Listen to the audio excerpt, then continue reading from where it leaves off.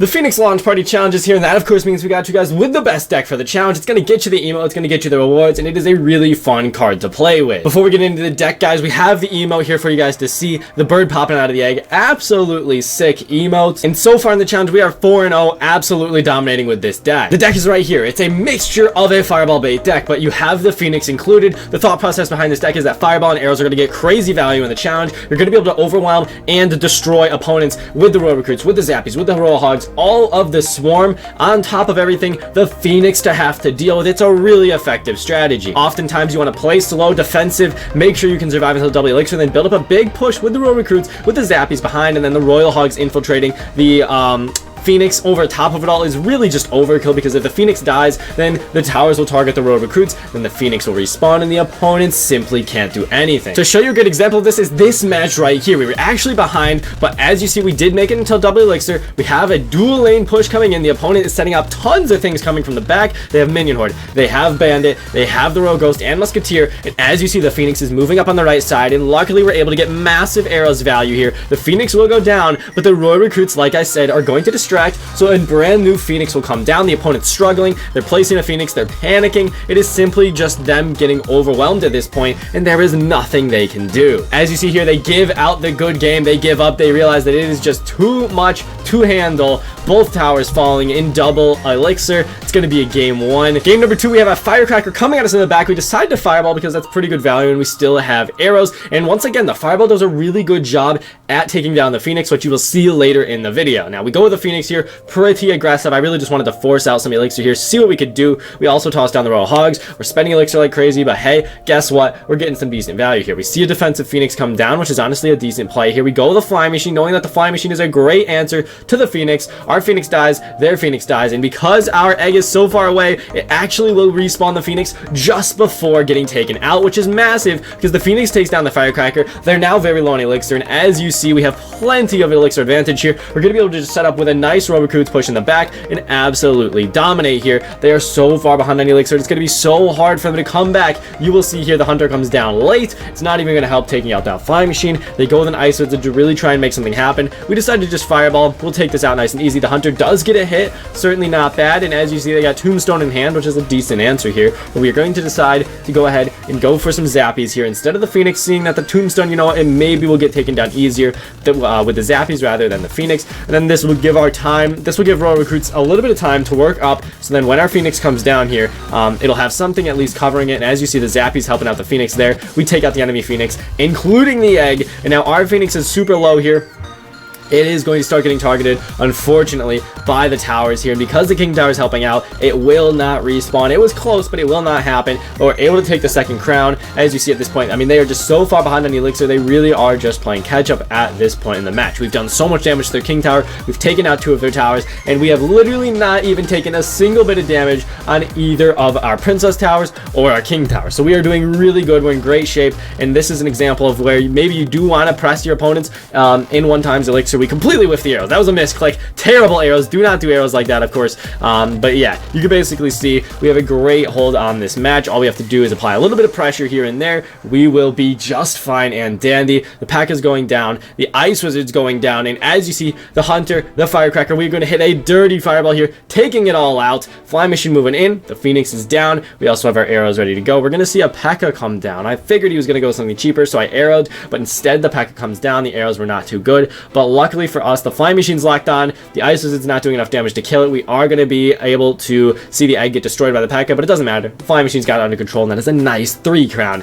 Continuing our win streak, let's get into the next match. Now, this match, we actually go with Royal Recruits first play. We do not wait until the double elixir. We realize, you know what, we got what it takes here. We split up some Zappies. We got the Royal Recruits moving in, and we see an all-out push in the right lane. It's getting pretty chaotic. We go in with the Tombstone. They decide to completely ignore the left lane and just go all in for our tower. Now, luckily, the Tombstone, the Zappies, the Royal Recruits, they're all able to absolutely destroy everything in the right side. And then the left side there, as you can see, is really taking a lot of damage. The opponent is not in the best of positions. And now that they just used some elixir on the left side, our Phoenix, our Royal Recruit, our Zappies are now moving in for the right side tower as well. And as you see, they are so low on elixir. We are, in fact, going to continue to pressure with the Royal Hogs in dual lane split. Phoenix comes down in the left side. The egg egg is protected on the right side, so a brand new Phoenix spawns that is now going in towards the King Tower. We're gonna go straight in for the flying machine here. Honestly, I probably should have arrows to that left side tower, so then we could have just gotten the 3 crown, but really valuable fireball there from the opponent. The Phoenix is going to go down, unfortunately. The arrows come down, the flying machine's on King Tower, and in one final shot, it's game over. Already another 3 crown. That was a really quick match, so we have one more match for you guys today to show you exactly how strong this deck is. Now, this match out of all of them was the closest out of them all, guys, so be sure to watch until the end of this one. This was a really good fight. As you see, they have legendary cards, they have the brand new Phoenix, and they also have some bait cards. They not only have the Goblin Drill here, but they also have a couple other bait cards, if I do remember. The Princess, the Dark Goblin, which we will see in a little bit later in this match, but we decided to go in with the Phoenix first play. Bit of a ballsy first play. We hit him up with a really nice tombstone here on defense. I probably should have fireballed that Magic Archer looking back at it, but I really wanted to make sure I didn't take any damage from the Goblin Drill. I don't know if the Zappies were necessarily needed there, but either way, it does get the job done. We're going to go ahead and toss down a fireball, maybe. No, I don't remember if I fireball this. We do not. We go in with the flying machine instead. The flying machine will ensure that nothing gets respawned. The egg gets taken down. The Dark Goblin's going to need to get fireballed here, and they have a really good deck because we overcommitted on that Goblin Drill, guys. As you see, we, for the first time today, do not have the elixir advantage. It's going to get a little bit crazy this match. We don't know who's going to win. Is it going to be me? Is it going to be them? Of course, it's me, guys. You already saw. But either way, it's a really good game. We see the Princess in the back. We're like, shoot, we got arrows. We got to toss them on that Princess right now. We also see the Archer Queen come down, and soon, there we go. We clip her with the arrows, which is always nice. We got a bunch of elixir now. We've came back a little bit, although they do have the Archer Queen down. We're going to go in with some road recruits in the front this time, hopefully catching this Goblin Drill, which we are able to catch. The Archer Queen ability does come down. I decide to Tombstone to save a little bit of these road recruits HP.